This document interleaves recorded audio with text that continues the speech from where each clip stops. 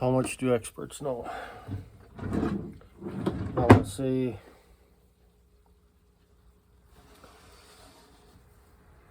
this will be a long video.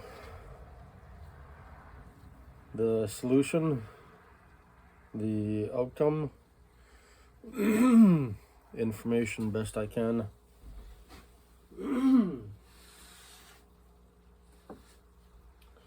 About how much experts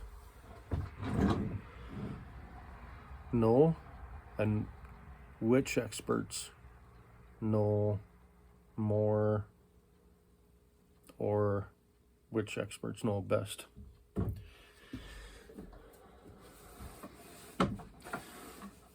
First thing I'm going to talk about on which experts know best is, like I learned from the military, was to look to subject matter experts, SMEs.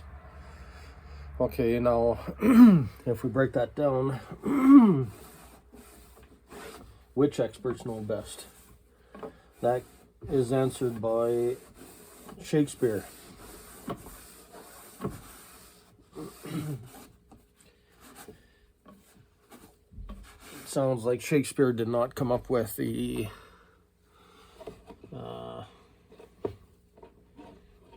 solution, though he's made famous for it. And it's how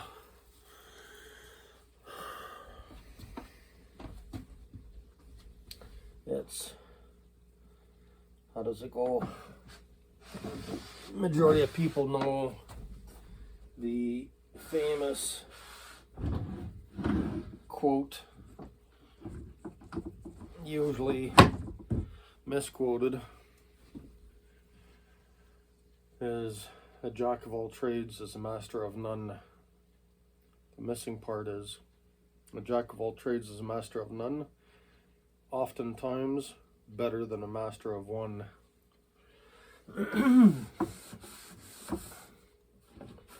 Examples of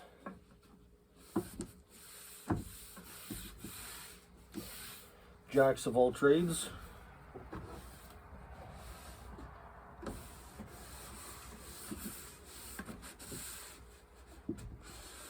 and really what it means is having more than one interest, having a hobby,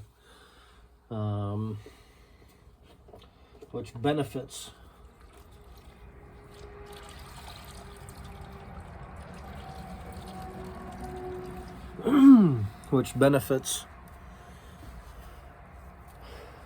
the other hobbies, interests.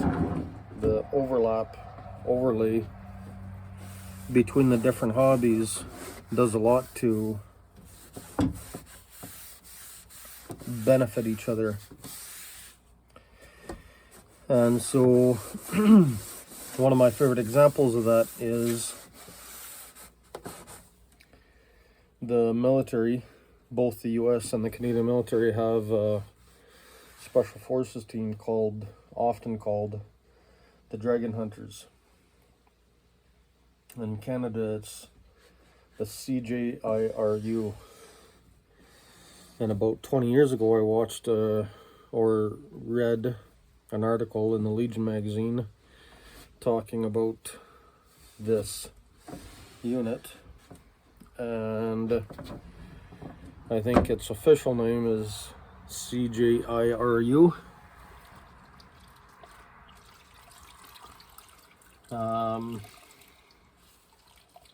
I like the Dragon Hunters, I like to call them, and that's the chemical warfare, what I call the chemical warfare super geeks. So the chemical warfare super geeks, they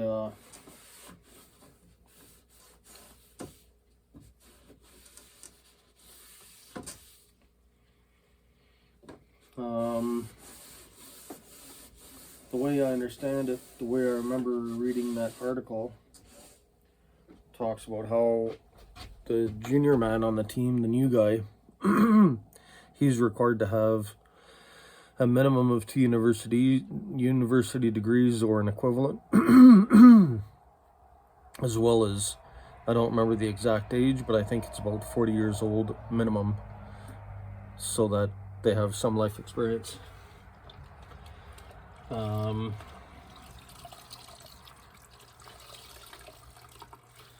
So the education isn't enough. They have to have a second education in a second different field, as well as the age requirement, because, well, many of us know the wise man is a man that can learn from his mistakes, and so in time we make mistakes, and we learn from them, usually do. It's in our human nature too, and it feels like some people are stubborn, sticking to old bad habits.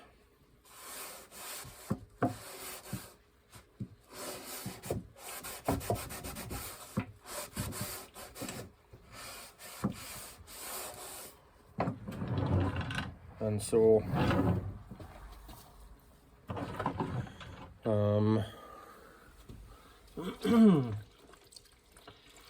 I think that's what brings me here, is as a military reservist, as a part-time soldier.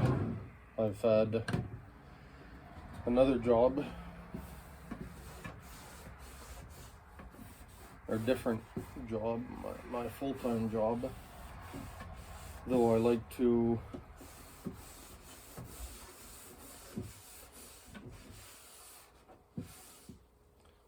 give credit to my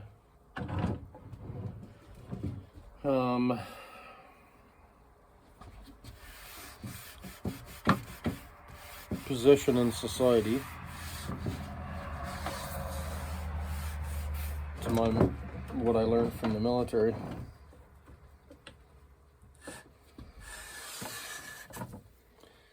I like to think the military really has made me who I am. And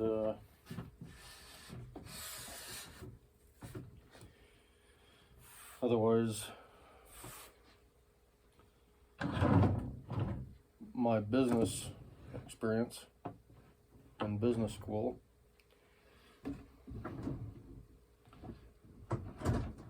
also made me a better person.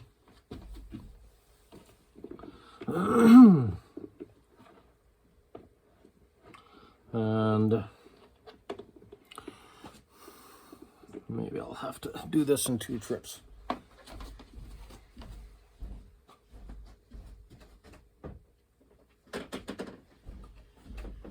So my business training, at the very least, has made me a worse customer. Just a small business program, and it's not just a small business program, it's taught me a lot about business. Many businessmen are not fortunate to have. And so though it did benefit me in other ways, and then when I got tangled up in the courts, I had my military background, where in the military I learned about human rights, and my human rights were breached, and I did everything I could to defend myself best I could, learning the law.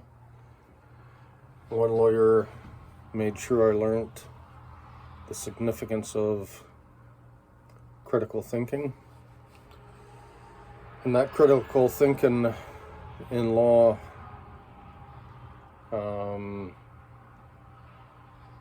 spilled over into my day-to-day life. So again, I think making me better as a person, though I like to think I'd already learned lots about critical thinking from the military.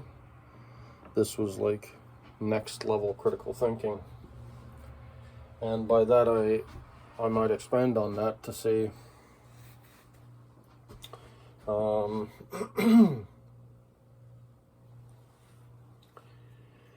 one way to explain how I became a better or different critical thinker is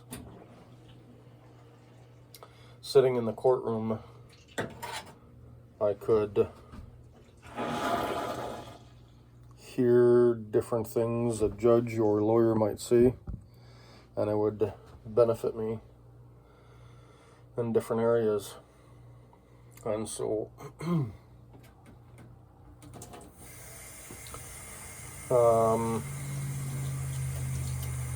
so I would analyze the information that I would hear in court, and I would think or wonder how that might help me in other areas.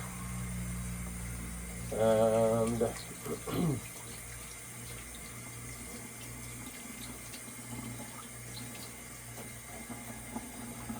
after about my mental health had deteriorated throughout the spectrum.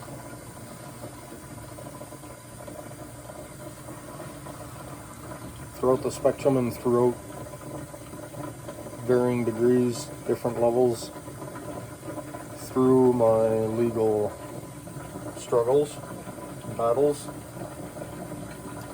and in the end, ultimately, I feel I was driven insane by the legal system, and that when I got to the point where I was driven insane, only then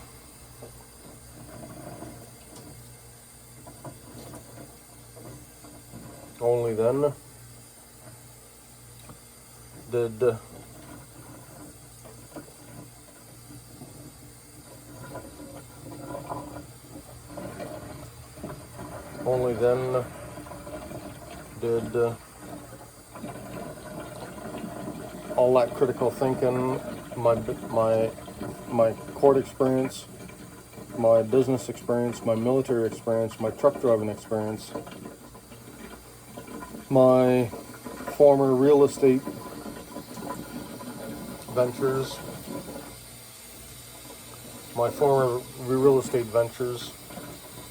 all of it,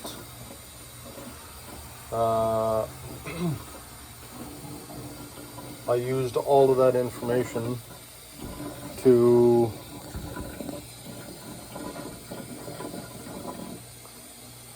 in mental health.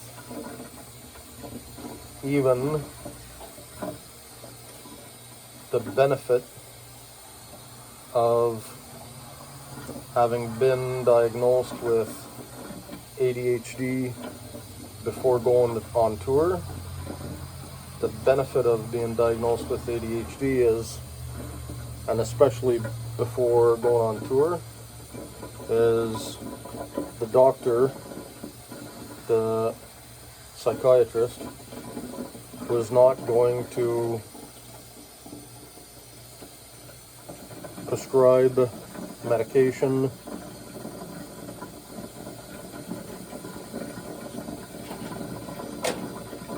when he could not guarantee I might not receive that medication while I served in Afghanistan. So he told me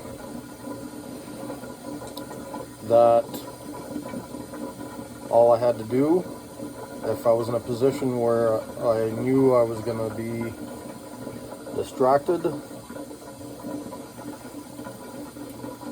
I could test how many cups of coffee I would need to drink to slow myself, to calm myself to a point where I could pay attention and so that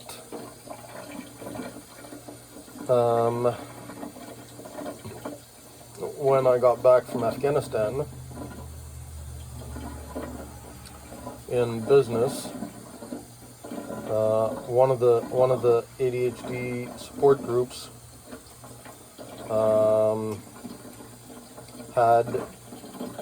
was mostly business folks, and they used their ADHD to an advantage in business. They worked with it, and they were mindful of different effects.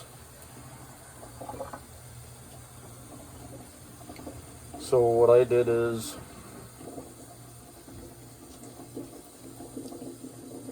I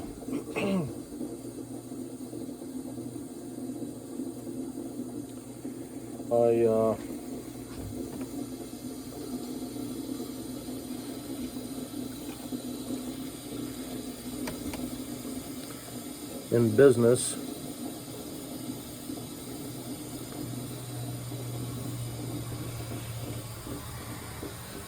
when I noticed I would get hyperactive, trying to do too many things at once, I would simply strike items off my to-do list. At first I would actually write down a list of things that I wanted to do, that I planned to do in a day, and the accumulating things I would want or try to do. And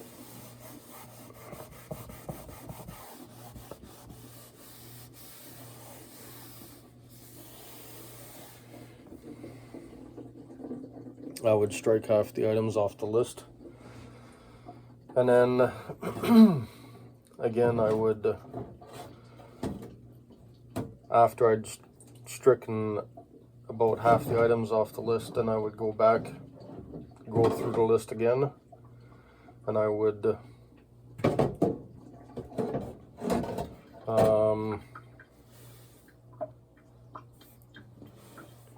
strike more items off my to-do list until it was like a bite-sized chunk I could handle.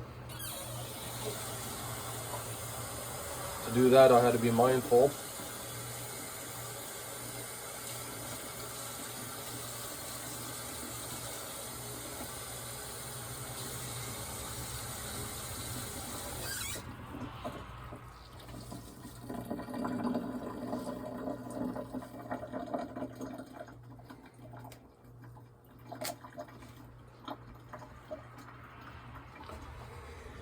And so when it came to severe mental injuries, I had to do the same kind of thing.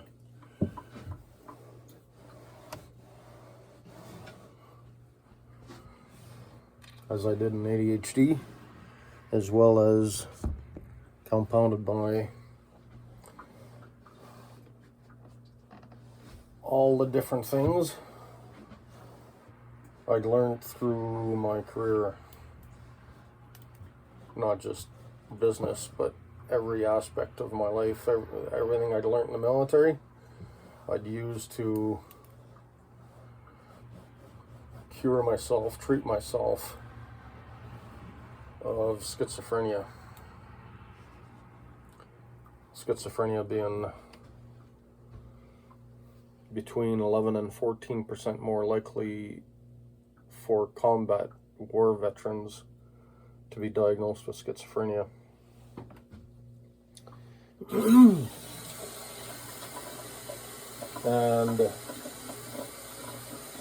I think I'm going to be harsh.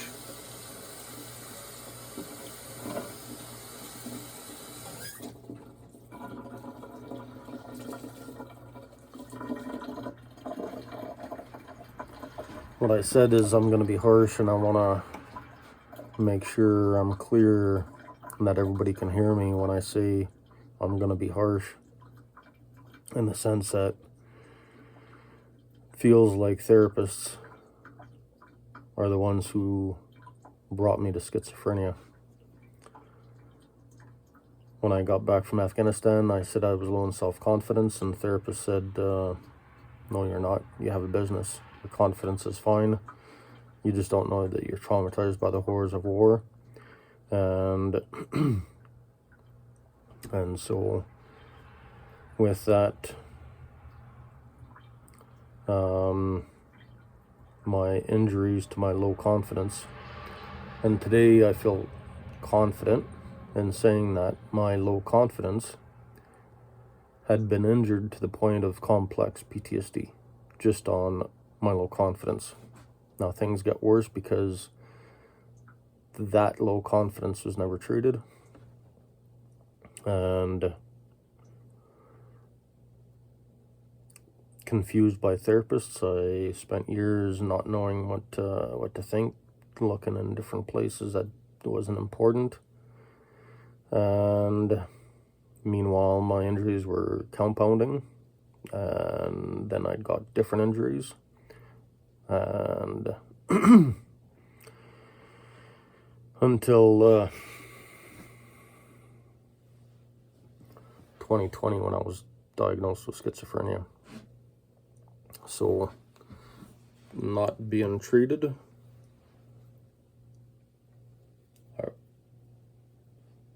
for my low confidence,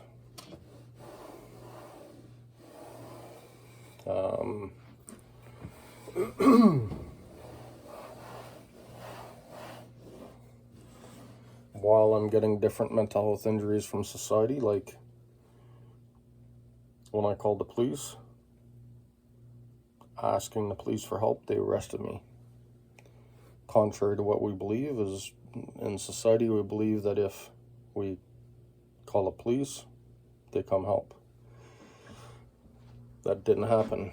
It's like an example I sometimes think of is where somebody's house might be on fire, and you call the fire department, and they drive right past. Kind of a betrayal.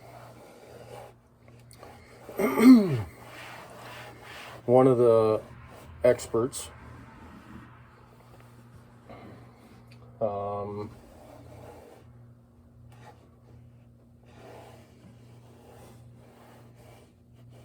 I would say does have an interest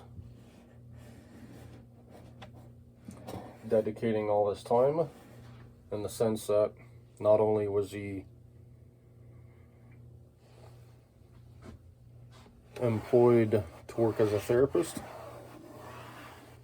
but it sounds like Jonathan Shay spent every waking moment studying mental health, trying to help veterans. And so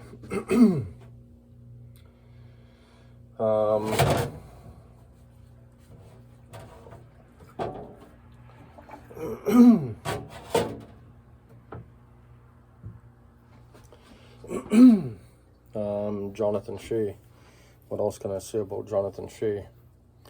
It seems Jonathan Shay did not have any side hobbies, different subject, different expertise, but he does talk about how he had degrees up one arm, down the other, and it sounds like he had spent every waking moment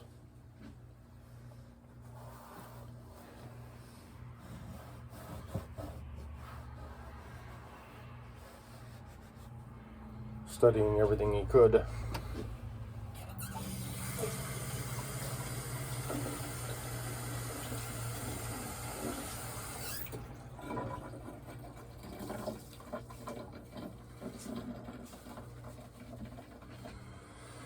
So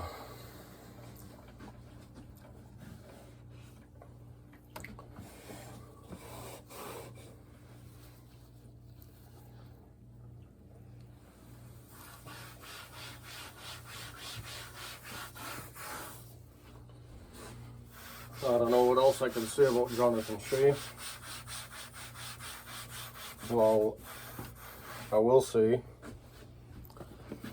with all the degrees he's got up and down both arms, as a career psychiatrist, starting with Vietnam vets, sounds obvious that he's in retirement now, or at least semi-retired. I don't doubt that he's working if he's fully retired. I don't doubt he's working through his retirement to continue on the cause. And if there's one thing he's learned, of everything he's learned over his entire career, he knows that the only place vets can heal is in peer support groups.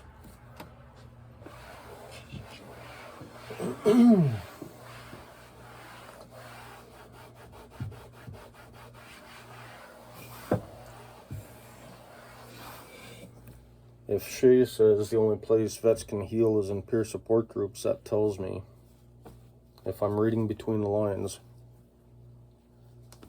if I'm listening to what he's not saying,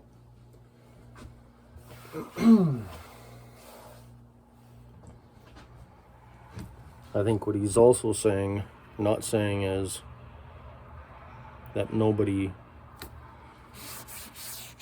knows how to help.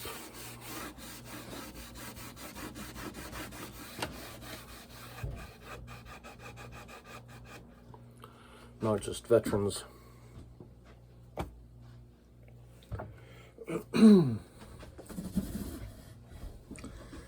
Not just veterans, but anybody. Because if the skills worked for vets, let me rephrase that. If the skills worked for other people, some of those skills might help vets. They don't accept peer support groups, and that's with PTSD. And feels like I should be talking at a faster rate, like I should put down my chores and I should maybe go for a walk and talk at a faster rate. So I think I'm gonna not finish, but continue washing a grate. I'm going to, and then leave it to soak, and then I'm going to go for a walk, so I can talk, and about this at length.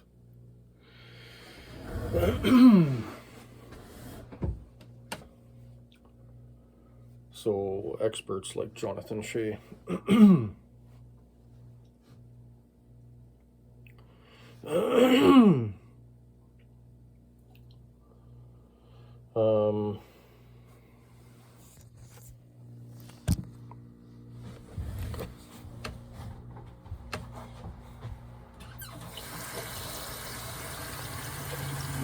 here's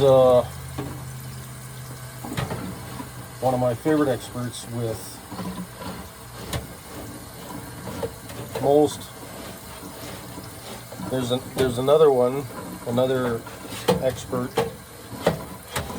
who does not have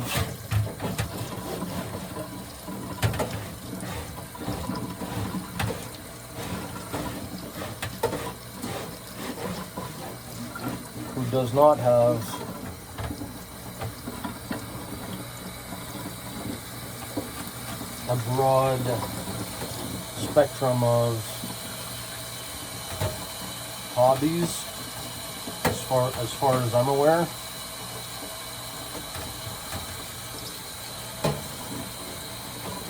Is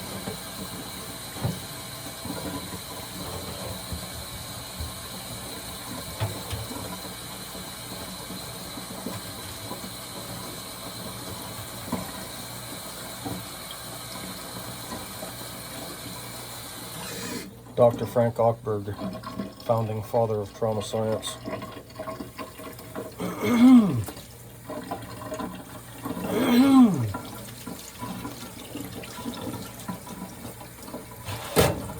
Some of the other experts, I think can easily name are guys like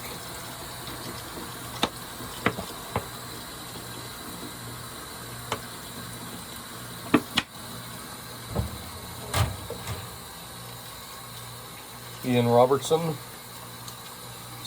I like to think of Ian as a neurologist super geek.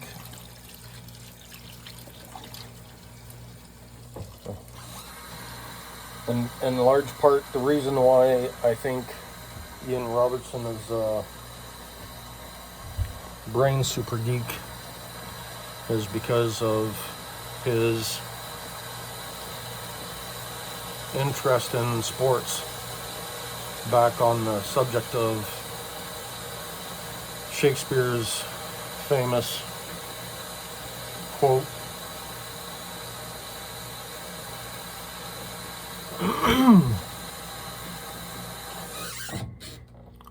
a jack of all trades is a master of none, though oftentimes better than a master of one. So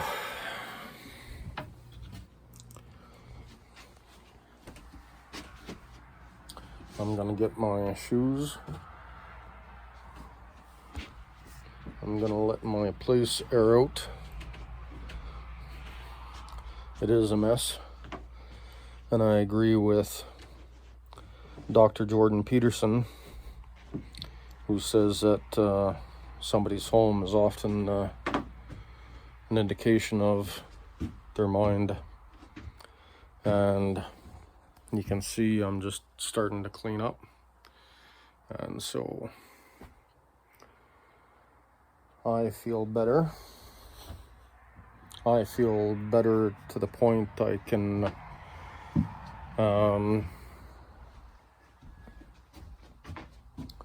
start to clean up after myself. For a long time I wasn't able to. And this is another moment I'm going to be harsh.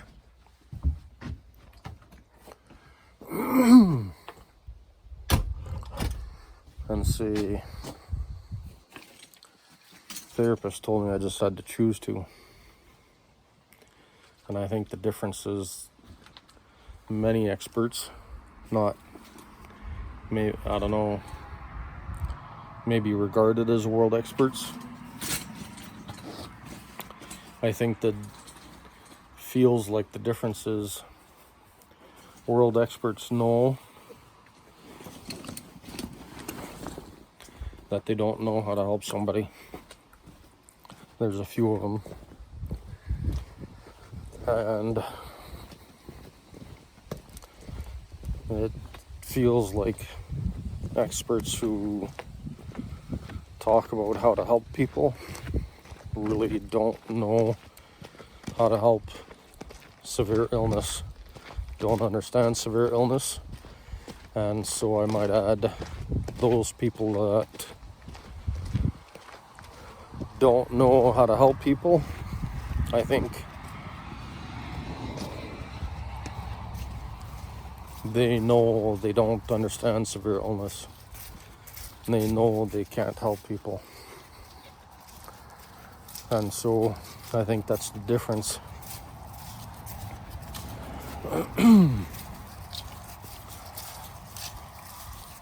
Um,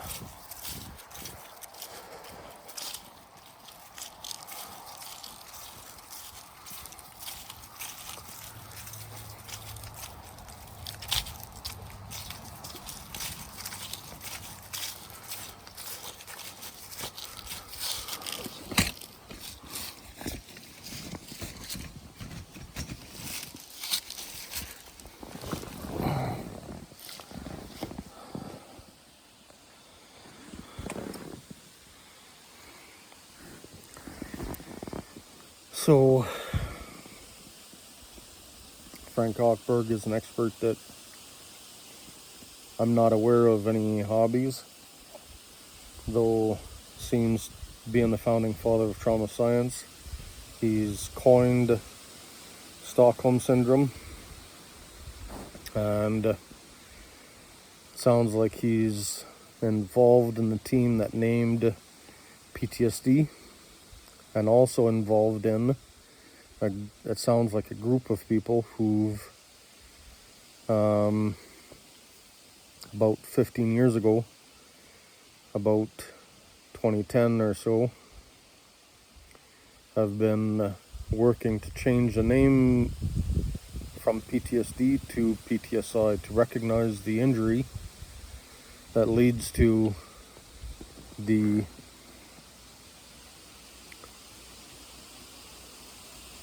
post-traumatic stress.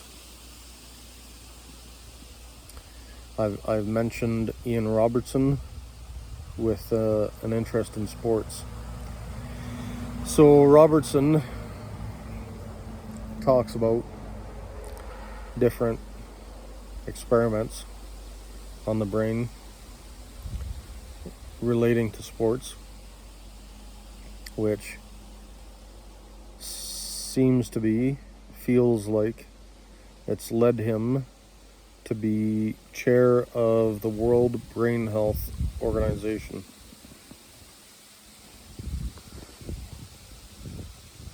So that equally sounds important, and I might suggest that puts him on the founding father spectrum,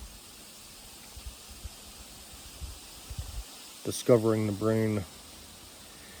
Not just for one study Ian Robertson talks about is the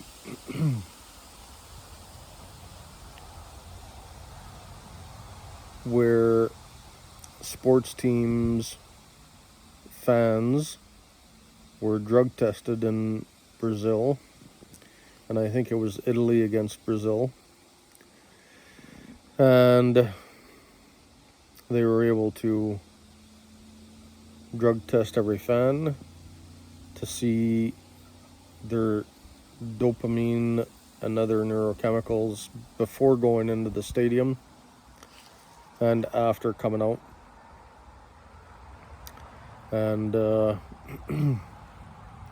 as expected, the losing team left the stadium with low or normal levels of dopamine, and the winning team came out with skyrocketing levels of dopamine, and I would suggest the same is true with the players.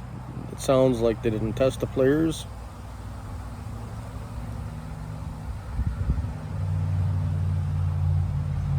and I would suggest each player would have different levels of dopamine. Like the winning scorer, the last winning scorer might have higher, the captain might have higher, who knows. And another study, and I don't know that it's a study, it sounds like few people knew about it, though I think it was Robertson and his interest in sports who informed his friends in the community talking about it before he wrote about it in the book. he says there's a few people in neurology that knew about what boxing has known for 100 years is called the soup can. And the soup can is a guaranteed win. That's different than training. So what they've since learned, what actually happens with the soup can is it opens dopamine receptors. And Mike Tyson, Ian Robertson talks about the probably the best example of soup can is where Mike Tyson come out of jail. If I remember correctly, he was set up with 4 soup cans. I only found evidence of 3. And the first soup can Mike Tyson was up against, after coming out of jail, Tyson did his training,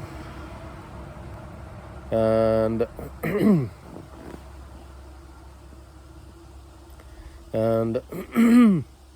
after doing his training, he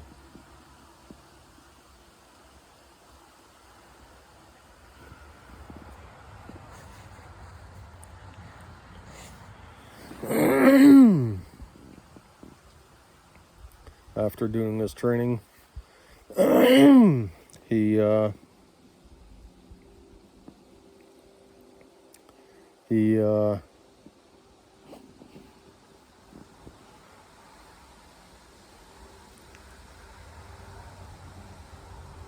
then he was set up with the first soup can was TKO'd in about 3 seconds.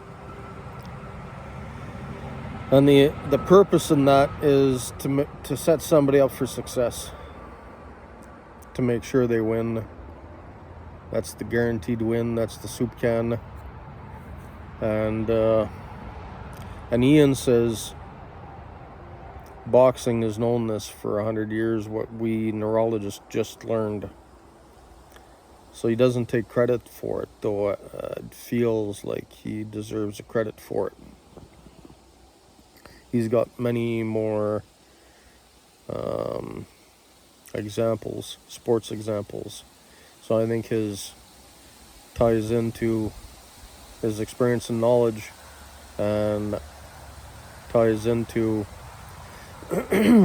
Shakespeare's quote, the same kind of practice the chemical warfare super geeks, the dragon hunters, require.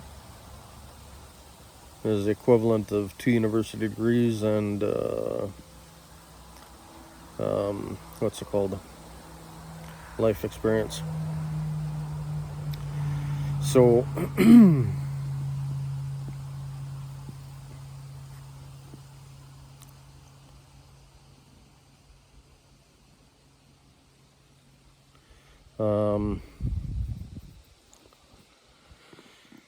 so Robertson, he's got a book titled The Winner Effect. I haven't yet read it. As far as I know, I still can't read books. It's been about 2 years since I tried reading a book.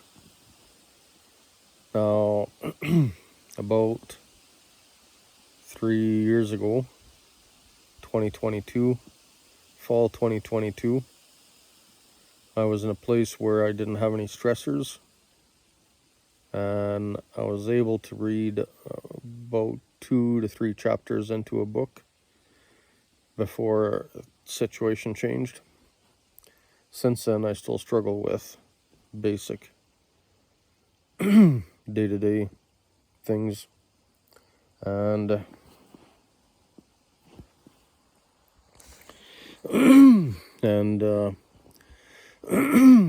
so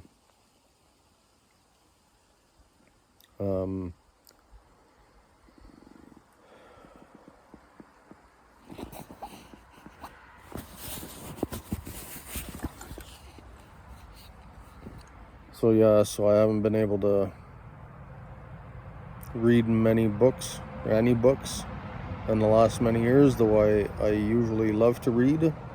And that's something else I can't get therapists to understand, that for me to be able to read, like I'll need different supports to make sure that I'm not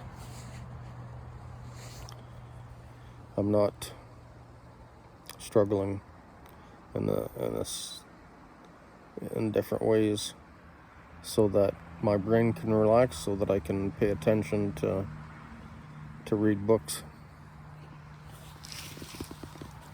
And so other experts with varying experiences or hobbies,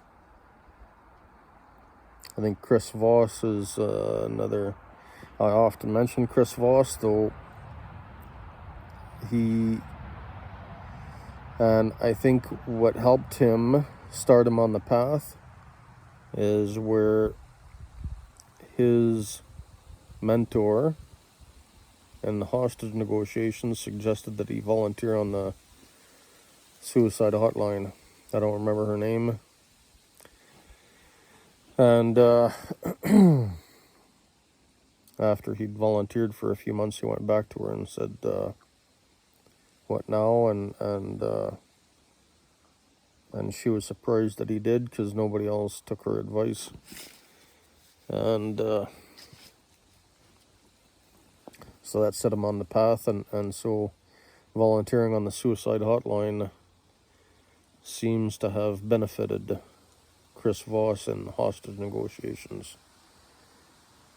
And I just realized maybe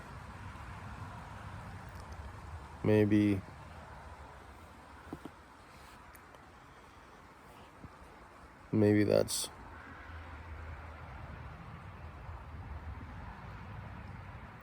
no. I'm gonna have to think some more on this. I had a theory for a second, a passing thought I tried to explore, and that is whether the suicide hotline training might apply for people in crisis, like refugees, evacuees. I've got experience as an evacuee, and so the suicide crisis hotline, I don't think applies. Maybe it does. Maybe there's some overlap, though I think those overlaps already exist in providing services for refugees and evacuees. So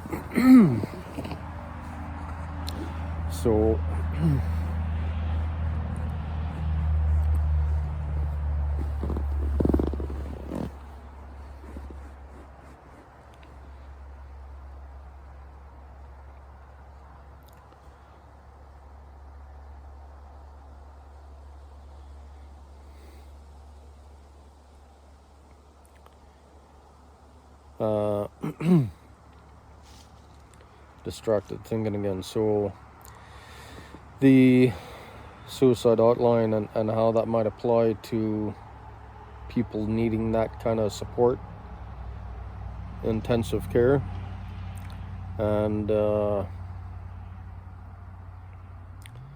so besides, I think the crisis hotline training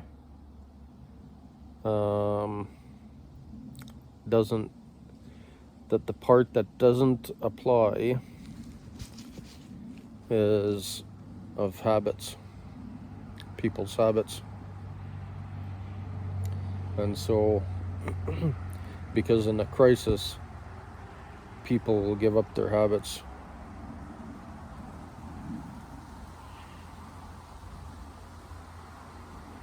Habits don't care anymore in a crisis, at least in a different way.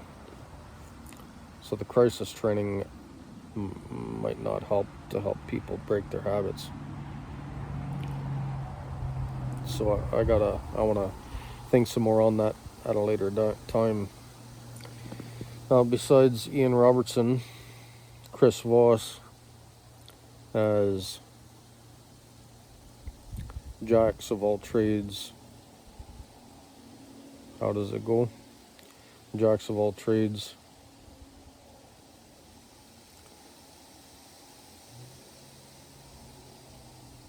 I forget how the... Let's see if I can remember by laughing at myself. It's crazy that every time I think of laughing at myself for forgetting something, it makes just the thought of it makes me laugh. And the purpose is, Ian Robertson talks about faking it until you make it, and there's a range on that. There's certain things that are reasonable, some aren't. And so I combine that with what Chris Voss talks about laughing makes people, and smiling and different things makes people smarter. So I thought I would fake laugh at myself for forgetting something. And let's see, Shakespeare's quote is, a jack of all trades is a master of none, though oftentimes better than a master of one. So there you go. That's another... I'm losing track now how many times I've laughed at myself to make myself smarter, to remember what I was forgetting. I want to say this is at least not known, at least about 5 or 6, though I'm losing track. So,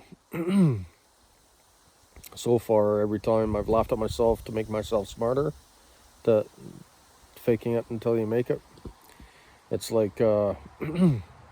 it's no different really than taking a deep breath. Just reminding myself to take a deep breath. Chris says that makes people smarter. Though I think the laughing effect compounds the benefit to well, not just the dopamine, though, the oxytocin and serotonin. I think it's serotonin. So laughing at myself, like Ian Robertson says, faking it till you make it. So I laugh at myself on purpose to make myself smarter, like Chris Voss says, and that helps me remember things. Like Shakespeare's, a jack of all trades is a master of none, though oftentimes better than a master of one. So back to that. Besides Ian and Chris Voss, and Chris has 2 books out. I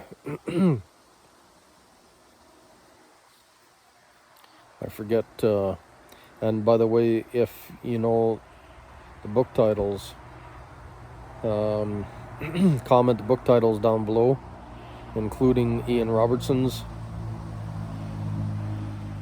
Look it up. Comment that you found the book, The Winner Effect by Ian Robertson. The 2 books by Chris Voss are, now again I'm forgetting. And so let's see if I can, I forget the first book. The second book is Empathy and Understanding in Business. And the first book is I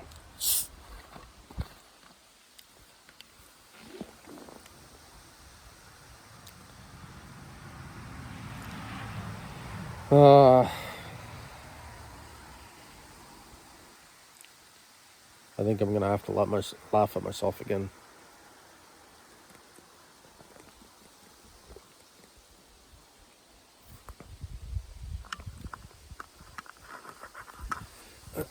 Never Split the Difference by Chris Voss. So once you've found those books on Google or otherwise, YouTube, or comment down below.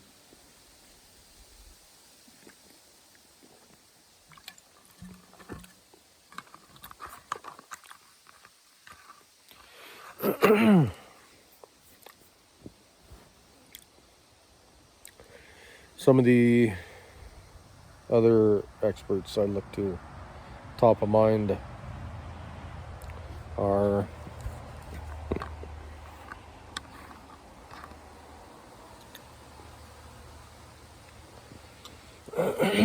with interests or hobbies outside the career path. Chase Hughes,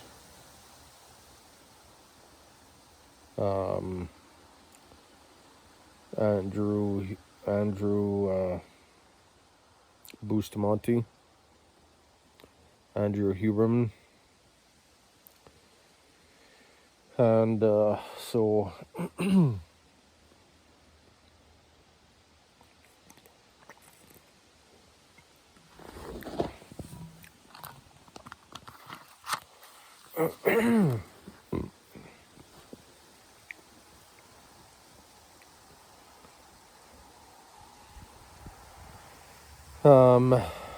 Andrew Bustamante used to be a CIA spy with a background in nuclear weapons, and so I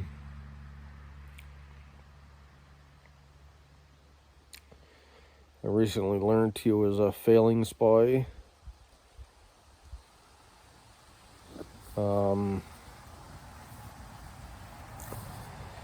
So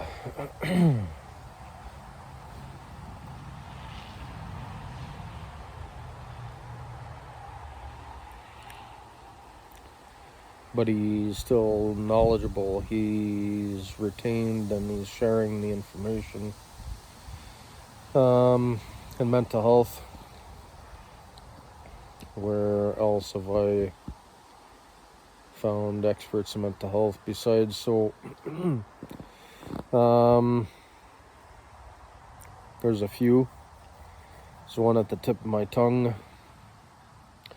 John Reed is another, though I don't know I don't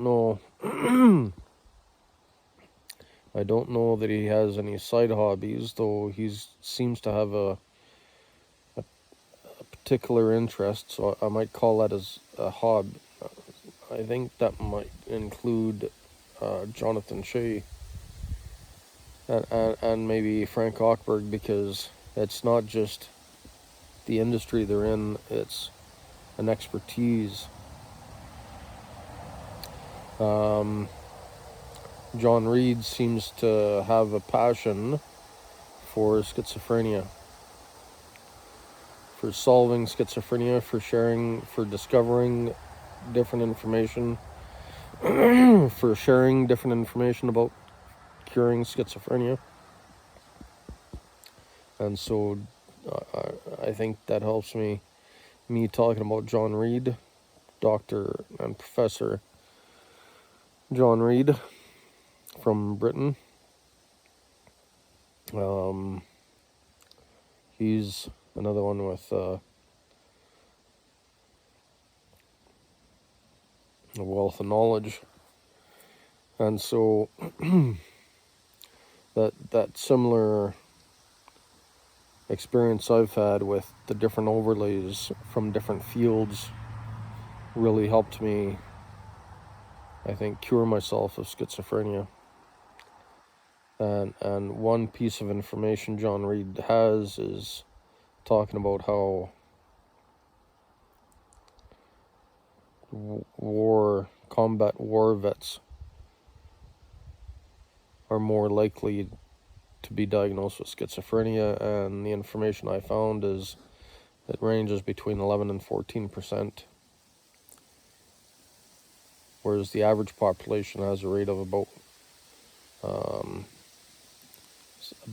1 or 0.1% of the population is diagnosed with schizophrenia, and about 14% of combat vets are.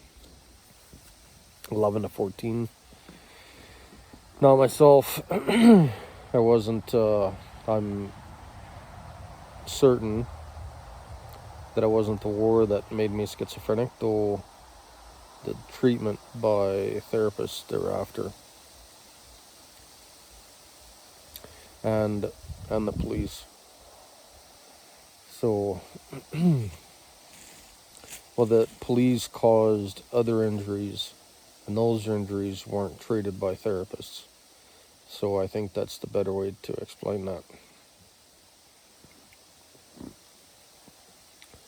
And so, I'm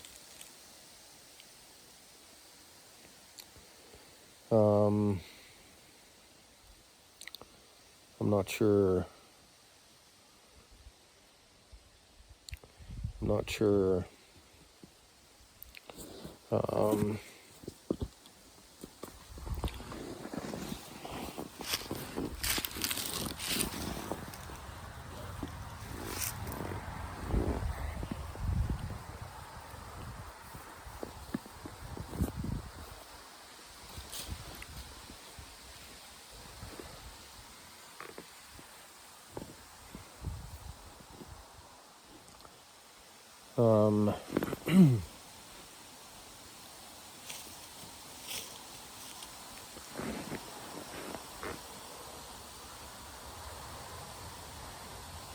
So, what else?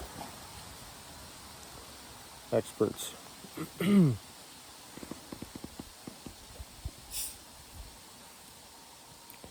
Yeah, one thing I started the video talking about is how, and I brought it up again, is where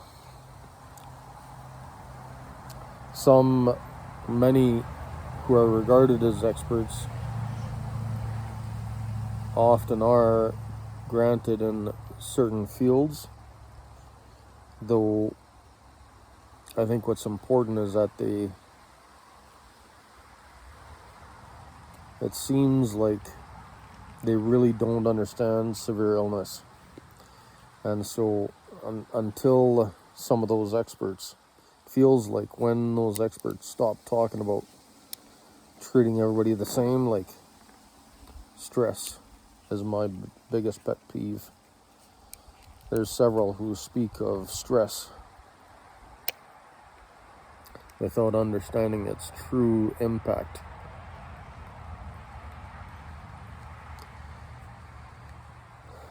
And so, or potential consequence of stress. So, it's not that they're not experts, it's that I think there's a gap between the average person struggling with a group of injuries, one or multiple, and the difference between somebody who's struggling with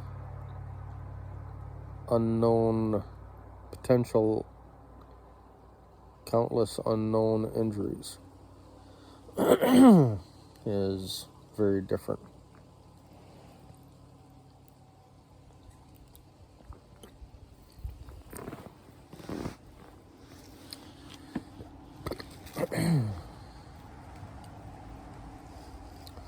And so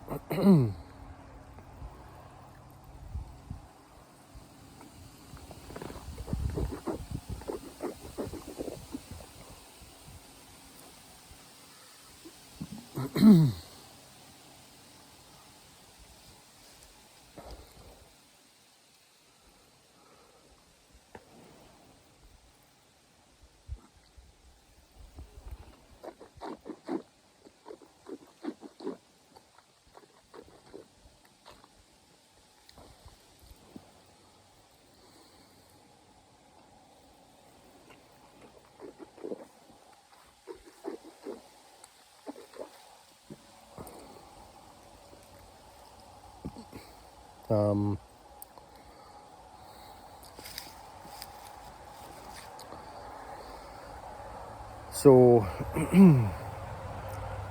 yeah, that's a pet peeve of mine. Is I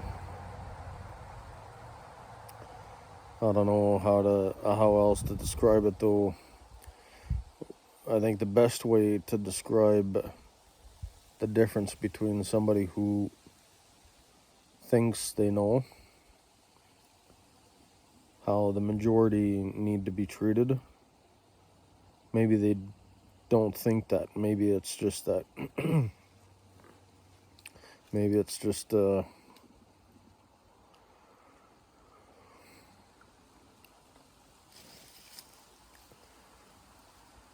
belief that the majority, that applies to the majority. I think that's a good way to put it. When some experts, I would say, talk in general terms, is where we get in trouble. I think we have to treat it like the military often does, is looking to experts, looking for the best information. The other night I watched a video on soldering electrical connections. And so, who has some of the best information on soldering? NASA does. So they're the experts in soldering. So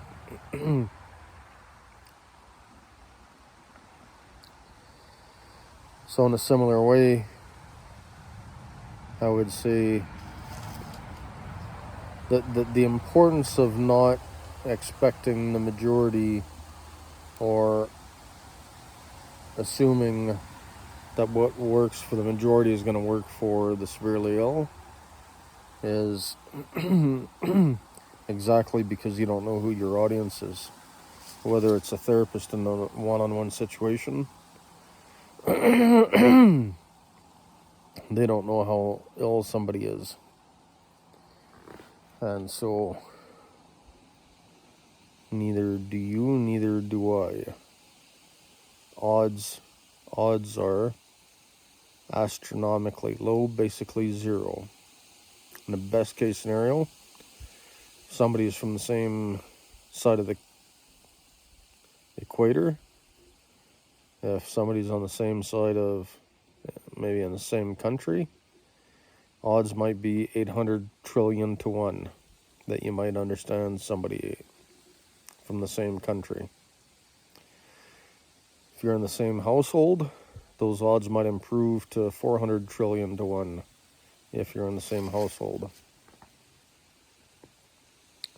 That's the best information I have at this point, though there could be better, different information somewhere else already or about to be published tomorrow. And that's the significance of staying curious.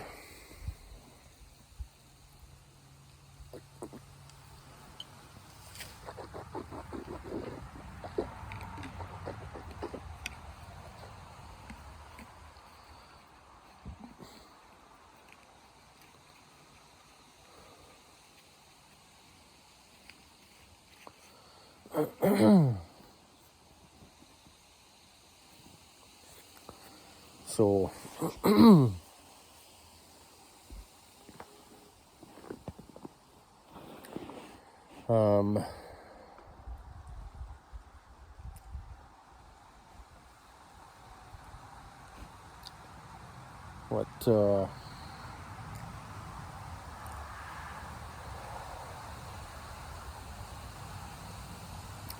so some of those people who say they don't know how to help people,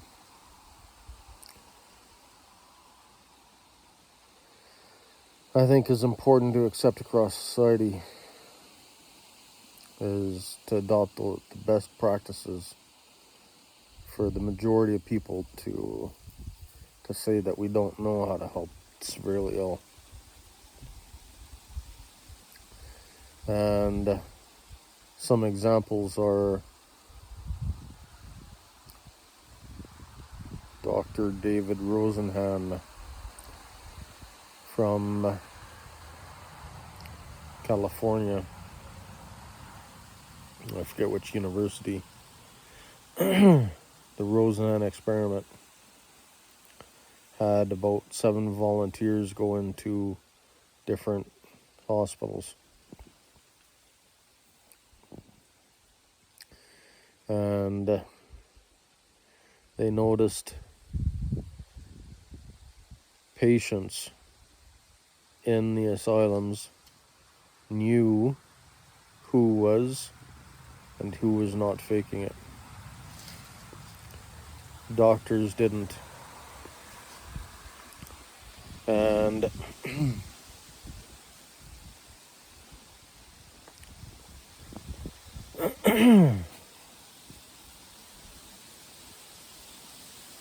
and once the Rosenhan experiment was over, a famous teaching hospital had heard about this, challenged Rosenhan to send their best actors. And this famous teaching hospital turned away 40 people asking for help, thinking they were actors. That became known as the non-existent imposter experiment. There were no actors. The hospital turned away 40 people.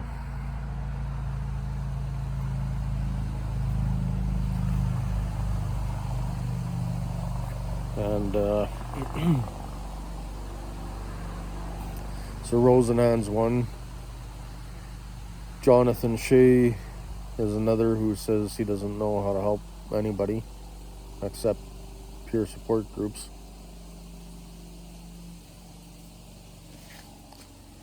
And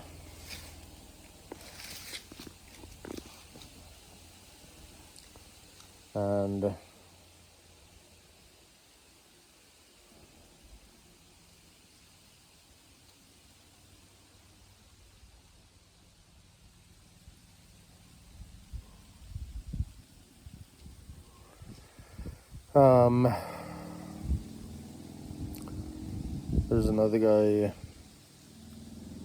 who's now in charge of who was in charge of the National Institute of Mental Health.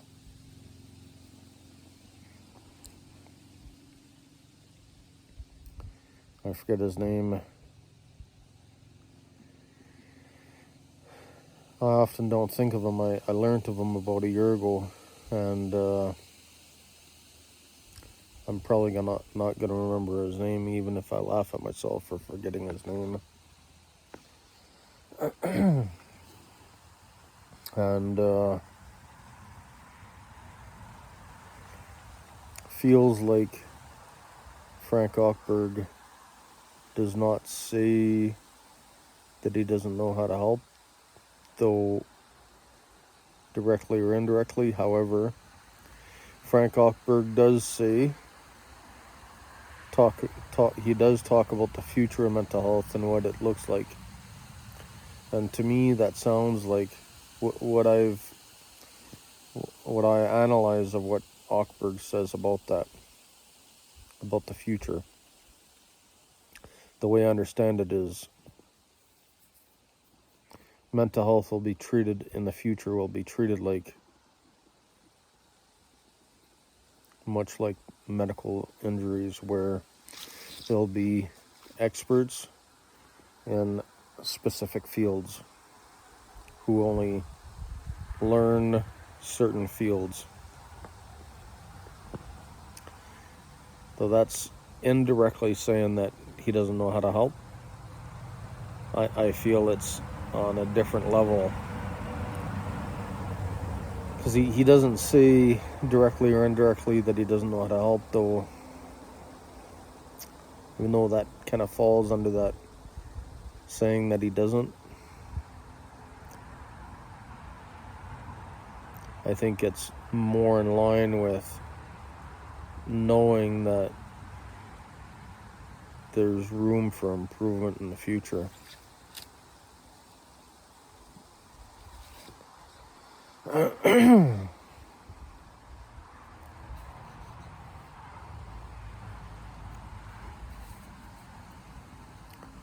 And so,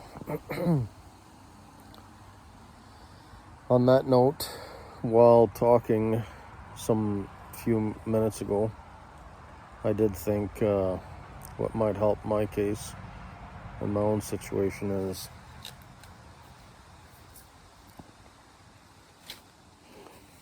I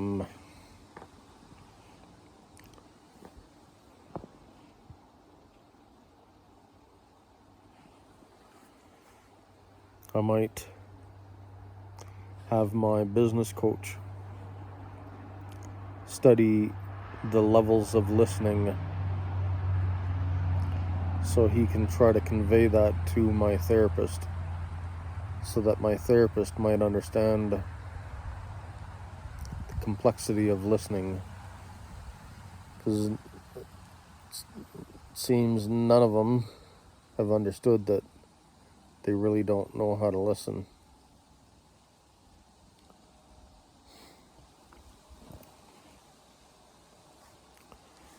And so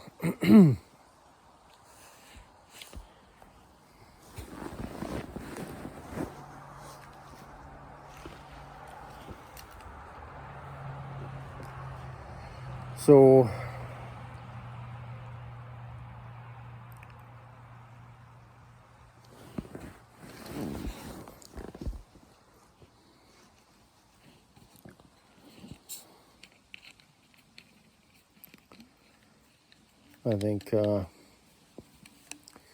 the levels of listening, that's comes from Chris Voss. And he says that we cannot expect to think we know what anybody is going to say. That we have to accept that we don't know what anybody's going to say or do. And so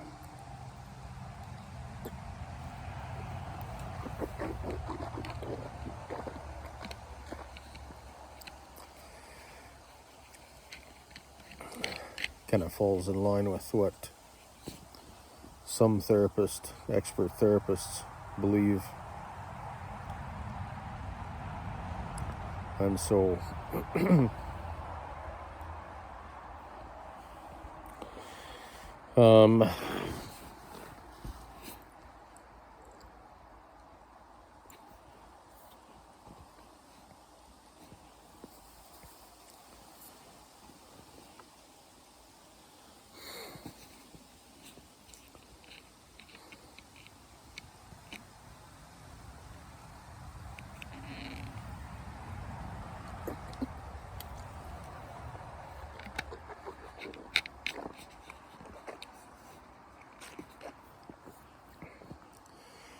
feels like I'm just about done talking on the subject of experts and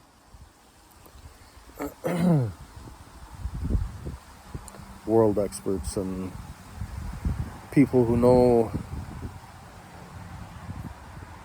they don't know how to help, and people like Chris Voss and his team and the people they teach on the importance of accepting that we don't know what somebody might say. Seems to me the best approach. That's one thing I learned from the military was that I don't know anything. That everything is susceptible to change. Just because I thought I knew something doesn't mean it'll be true tomorrow.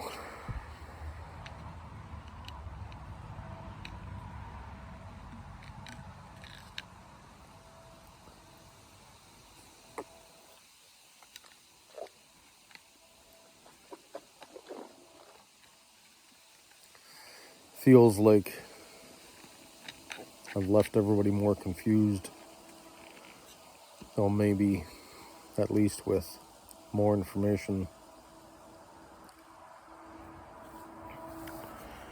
I think information is key.